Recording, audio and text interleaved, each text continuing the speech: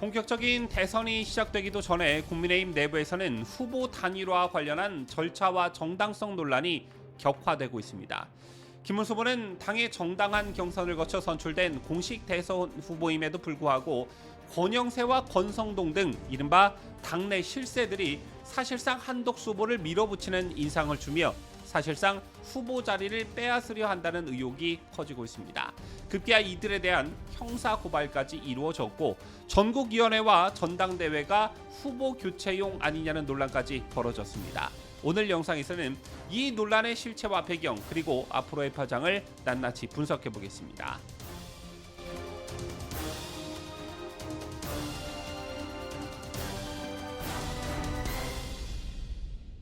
시청자 여러분 안녕하십니까? 뉴스데일리 베스트 미네커입니다. 대선이 한 달도 채 남지 않은 현 시점 국민의힘 내부에서는 경선의 정통성과 단일화 방식에 대한 이견이 표면화되면서 혼선이 정말 커지고 있습니다.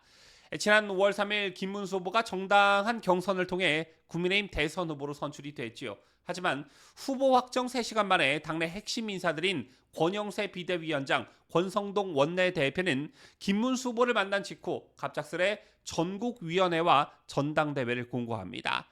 처음엔 단순한 절차로 보였지만 그 내막이 밝혀지며 논란이 커지고 있습니다. 전당대회 안건과 일정이 전혀 공개되지 않은 채 심야에 공고된 이 회의의 실체는 과연 무엇이었을까요?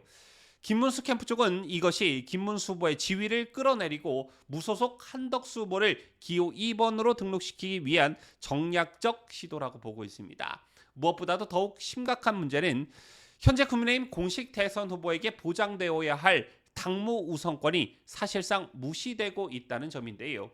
김문수 후보가 후보로 확정되었음에도 불구하고 선거대책본부 구성이나 당직 임명 등 기본적인 후보 권한이 제한되고 있으며 당내 실세들인 권성동, 권영세가 실질적인 단일화 방식을 주도하고 있다는 지적이 제기되고 있습니다. 쟤는 당원 당규 원칙에도 위배될 수 있는 사안으로 후보 중심의 선거운동이라는 기본 구조가 흔들리고 있다는 점에서 우려가 큽니다. 이 시점에서 가장 큰 핵심은 이 두 가지인 듯합니다. 첫째, 왜 당은 대선 후보가 확정된 직후 아무런 설명도 없이 전당대회를 공고했는가? 그리고 둘째, 당원 당규 개정을 통해 김문수 후보의 자격을 박탈하려는 시도는 과연 정당한가?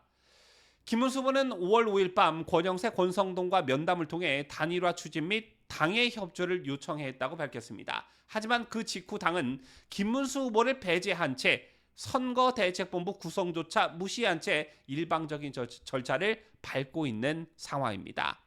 이 과정에서 특히 눈에 띄는 건 전당대회 성격인데요. 만약 당원 부칙을 통해 선출된 후보라 하더라도 최고위원회의 결의에 따라 교체 가능이라는 조항이 삽입된다면 이는 사실상 쿠데타에 가깝다는 비판이 나올 수가 있습니다.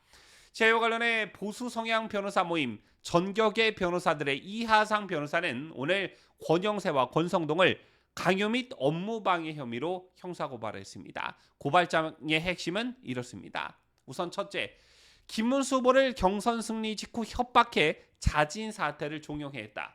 둘째, 한덕수를 기호 2번으로 등록시키기 위한 정략적 시도였다. 셋째, 전국위 전당대회는 형식적 절차로 후보 지위 박탈을 위한 수단이다.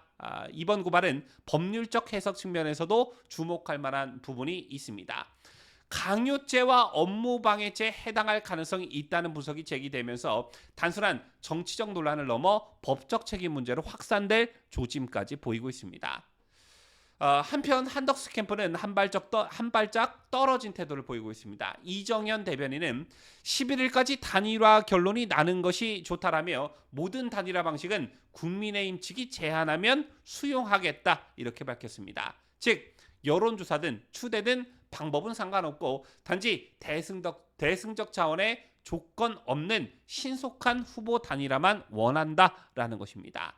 하지만 이는 김문수 후보 입장에선 협상의 전제 자체가 없는 공세, 즉 압박으로 느껴질 수밖에 없습니다. 또한 한덕수 후보가 조언을 듣는 인물들이 민주당 출신 인사들인 정대철, 손학규, 정세균 등 이른바 좌파 원로들이라는 점은 정통 보수 유권자들 사이에서 한덕수 후보의 정치적 정체성에 대한 의문을 낳게 만들고 있습니다. 아무리 외연 확장과 중도층 포섭이 중요하다고 해도 그 과정에서 보수우파 진영의 가치와 방향성이 흔들리는 것 아니냐, 이런 우려가 나오는 것인데요. 실제로 보수우파 내부에서는 한덕수가 정말 우리 진영을 대표할 수 있는 인물인가? 라는 회의적 시각이 퍼지고 있고, 좌파 진영과의 연대를 추구하는 정치 행보는 이중적이고 전략적으로만 계산된 것 아닌가 하는 불신이 커지고 있습니다. 더욱이 한덕수 후보가 공언한 거국 내각 구성에 대해서도 우려가 적지 않은데요. 겉보기에는 협치와 통합의 이미지일 수는 있겠으나 실제로는 보수 정권의 철학과 정체성을 희석시키는 결과를 초래할 수 있다는 것이 많은 보수층의 우려와 걱정입니다. 특히 거국 내락이라는 명분 아래 민주당 출신 인사들이 다시금 국정의 중심에 서는 상황은 김대중, 노무현, 문재인 정권에 대한 평가와 단절을 원하는 보수층 지지층의 기대에는 반하는 결과로 이어질 수 있다는 지적도 제기되고 있습니다. 이제 질문은 보수파들에게 던져질 수밖에 없는데요. 정당한 경선을 통해 후보가 된 김문수 후보를 버리고 당 밖의 인사인 기호 2번을 모셔오는 것이 과연 정당한가?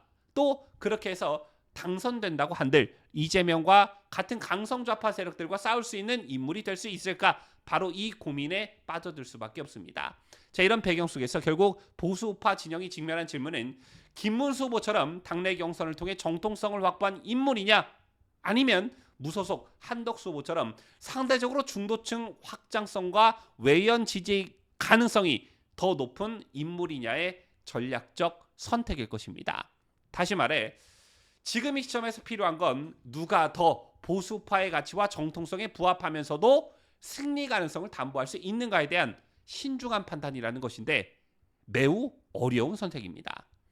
하지만 절대 간과해서는 안 되는 것이 현재 국민의힘에서 벌어지는 일련의 사태는 단순한 후보 단일화 문제로 보기는 어렵습니다. 경선으로 뽑힌 후보가 당내 실세들에 의해 일방적으로 끌어내려지는 형국, 이 자체가 당의 민주주의를 흔드는 심각한 문제라는 것입니다.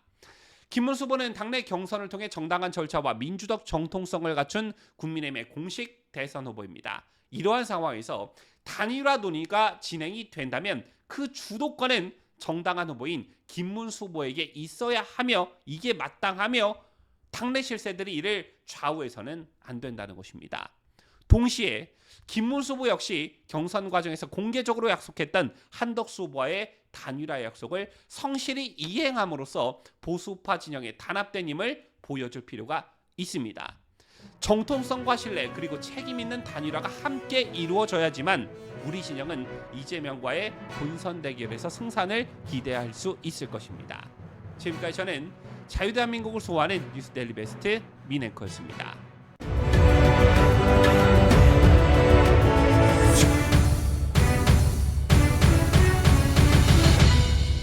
함께해요. 뉴스데일리 베스트.